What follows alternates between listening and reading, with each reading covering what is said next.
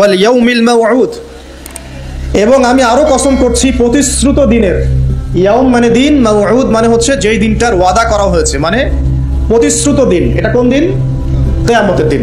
শুকরিয়া। ওয়াল ইয়াউমিল মাউউদ মানে হচ্ছে কিয়ামতের দিনের কসম। আর কিয়ামতের দিনটা কি? একটা বাক্য উত্তর হচ্ছে ইয়াউমা লা তামলিকু নাফসুন লিনাফসিন শাইআ। কিয়ামতের দিন এমন একটা দিন যেই দিন কোনো নফস মানে কোনো সত্তা অন্য কোনো সত্তার যাররা পরিমাণ উপকার করতে পারবে না। ইয়াউমা লা তামলিকু নাফসুন লিনাফসিন শাইআ ওয়াল আমরু ইয়াউমাইযিন লিল্লাহ, যেদিন সমস্ত কিছুর দায়িত্ব, আমর, কর্তৃত্ব শুধুমাত্র আল্লাহ পাকের হাতে থাকবে। এই হলো কিয়ামতের দিন।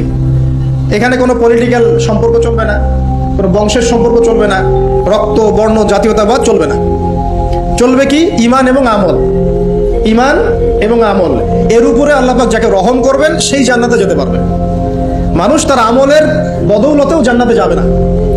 মানুষ তার আমলের বদৌলতে কখনো জান্নাতে যাবে না যদি না আল্লাহ পাক তাকে রহম করেন। একজন আবেদ ব্যক্তির ঘটনা আছে, এগুলো সহিহ হাদিসের মধ্যেই আছে। 500 বছর আল্লাহ পাকের ইবাদত করেছিল। কত বছর? 500 বছর।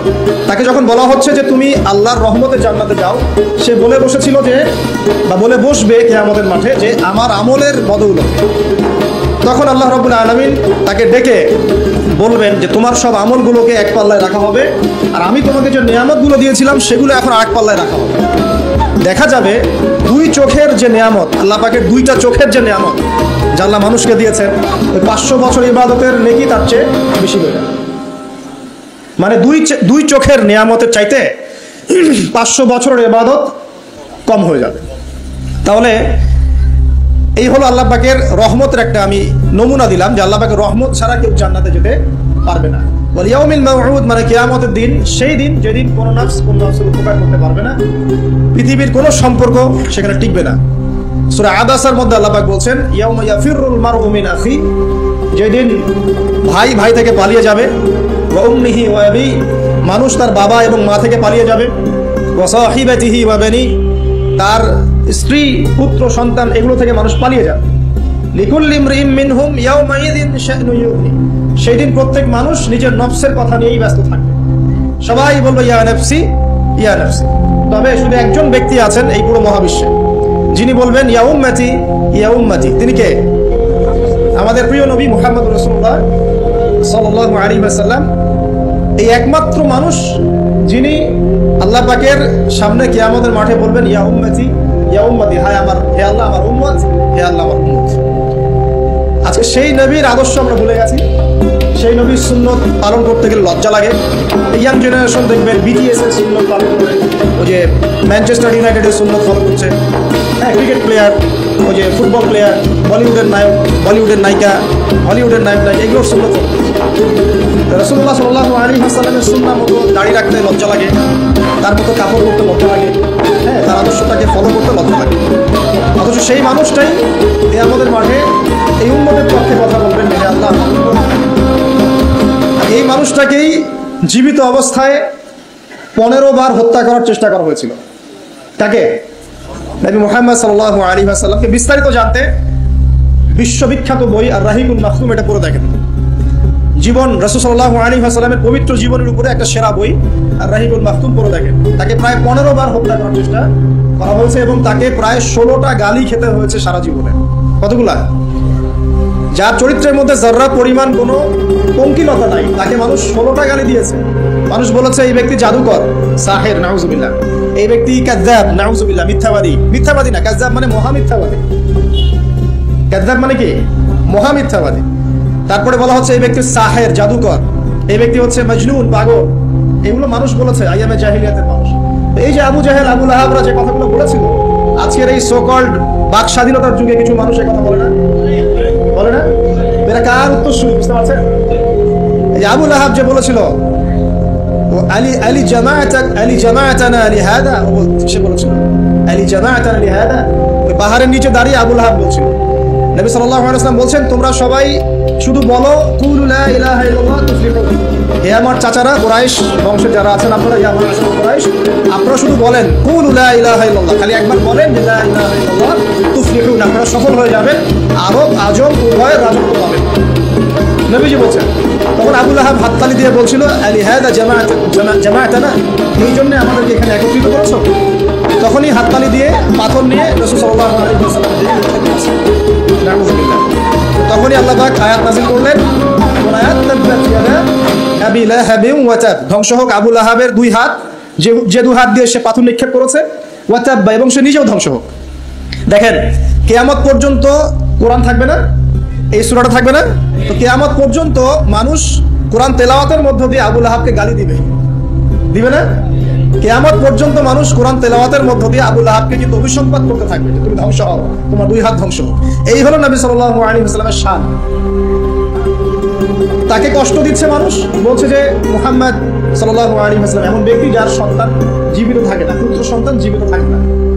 তখন আল্লাহ রাব্বুল আলামিন আয়াত নাযিল করলেন, ইন্না আ'তাইনাকাল কাউসার, নিশ্চয়ই আমি আপনাকে কাউসার, মহান মর্যাদা দিয়েছি। এটা শুধু হাউজে কাউসারই নয়, কিন্তু হাউজে কাউসার সহ এই যে দুনিয়ার তার সম্মান, তার নাম শুনে আমরা দরুদ পড়ি, তার ইজ্জত, তার শান শওকাত, এগুলো কাউসার, সবই কাউসার। তো নিশ্চয় আমি আপনাকে কাউসার দিয়ে দিয়েছি। ফাসাল্লি লিরাব্বিকা ওয়ানহার, আপনি মন খারাপ করেন না, আপনি আপনার রবের জন্য সালাত আদায় করেন, তার পথে স্যাক্রিফাইস করেন। কুরবানি মানে শুধু কিন্তু পশু কুরবানি নয়, এখানে তার পথে আত্মত্যাগ করা, যেটা রাসূল সাল্লাল্লাহু আলাইহি ওয়াসাল্লাম সারা জীবন করে গেছেন।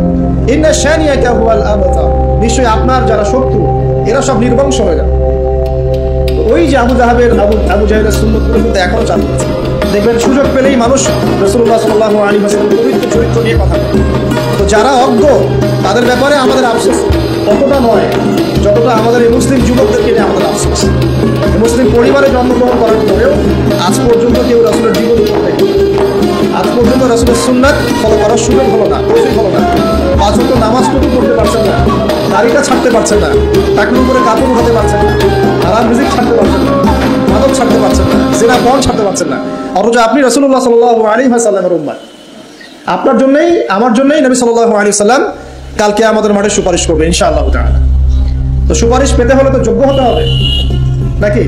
একটা সুপারিশ পেতে হলে তো যোগ্য হতে হবে। যোগ্যতা কি? এক বাক্যে উত্তর হচ্ছে আপনার 24 ঘন্টাকে আপনি নবী সাল্লাল্লাহু আলাইহি ওয়াসাল্লামের সুন্নাহ দিয়ে ঢেলে সাজাবেন। একদম উঠবেন, বসবেন, খাবেন, চলবেন, ফিরবেন, কথা বলবেন, নামাজ পড়বেন, যত কাজ আছে সব হবে কার তরিকায়? রাসূল সাল্লাল্লাহু আলাইহি ওয়াসাল্লামের তরিকায়। যদি এটা শিখতে না পারেন, ওই যে আল্লাহর রাস্তায় সময় দিচ্ছে হয় না, 3 দিন 7 দিন 40 দিন চলে যাবে, যান দেখবেন 40 দিনের মধ্যে আপনাকে সুন্নত শিখা বাসায় পাঠিয়ে দিবে। এমন কোন জামাত নাই যেটা 100% পরিশুদ্ধ আছে। তো ওই বিতর্কিত বিষয়গুলো ছাড়েন, বিতর্কিত বিষয়গুলো আপাতত ছেড়ে দেন। সুন্নতটা তো শিখাবে আপনাকে, আপনাকে তো নামাজটা শিখাবে, জামাতে নামাজের পাবন্দি শিখাবে, হাদিস চর্চা শিখাবে, তালিম করা শিখাবে, দাওয়াত দেওয়া শিখাবে। এইটুকু শিখে চলে আসে। কমপক্ষে আপনি আপনার ব্যক্তি জীবনটাতে রাসূলের সুন্নাহটা প্রতিষ্ঠা করেন। সারা দুনিয়ার মানুষ সুদ খায় খাক, অর্থনৈতিক জীবনে গিয়ে আমি সুদ খাবো না। প্রয়োজনে কৃষিকাজ করে খাবো, মাছ চাষ করে খাবো, গরু ছাগল প্রতিপালন করবো, তারপরে সুদ খাবো। আমি ব্যবসা করতে গিয়েছি, ওখানে নবীর সুন্নাত লাগবে, আমি মাপে কম দিতে পারবো না। সারা দুনিয়ার মানুষ দেয় দেখ, সারা দুনিয়ার মানুষ মজুদ করে করুক, আমি করবো না। সারা দুনিয়ার ব্যবসায়ীরা কালোবাজারি করে করুক, আমি করবো না। একজন মুসলিম যুবকের চরিত্র হবে।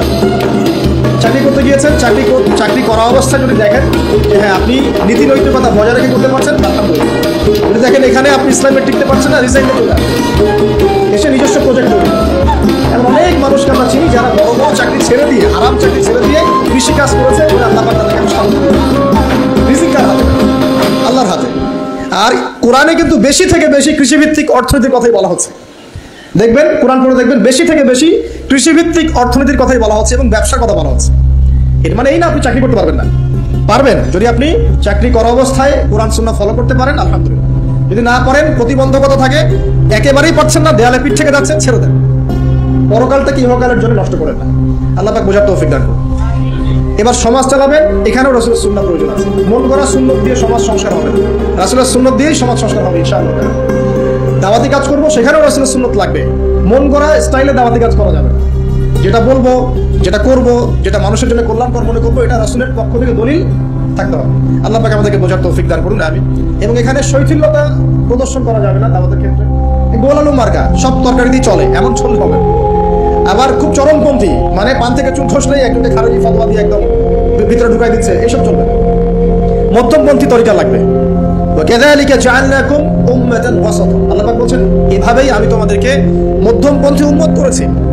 মধ্যমপন্থী উম্মত যারা শৈথিল্যতা প্রদর্শন করবে না, আবার চরমপন্থীও। চরমপন্থায় গিয়ে কোনো লাভ হয়? চরমপন্থায় গিয়ে ইসলামের উল্টা ক্ষতি হচ্ছে। আবার শৈথিল্যবাদী ওই আকীদায় চলে গেলে সমস্যা। তখন দেখা যাবে হারাম হালাল সব গোলায় ফেলছে, আর একটা গোলালু মাকে কনসেপ্ট নিয়ে কবরে যাওয়া লাগতেছে। আল্লাহ পাক বোঝার তৌফিক দান করুন, আমিন।